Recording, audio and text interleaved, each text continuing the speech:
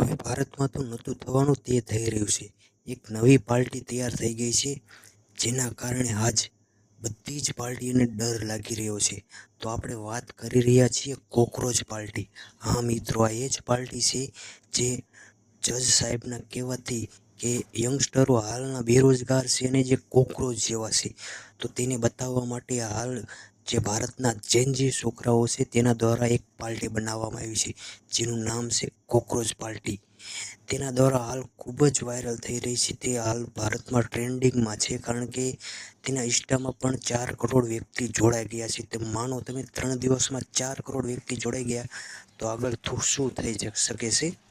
તો મિત્રો, તમને ખબર હતી આ વાતની તો જણાવજો અમને, કારણ કે હાલ તો કોકરોચ પાર્ટી ખૂબ જ વાયરલ થઈ રહી છે. શું આ વાતની તમને જાણ હતી? ન જાણ હોય તો અમને કમેન્ટ કરો, અમારી ચેનલને લાઈક અને સબસ્ક્રાઈબ કરો.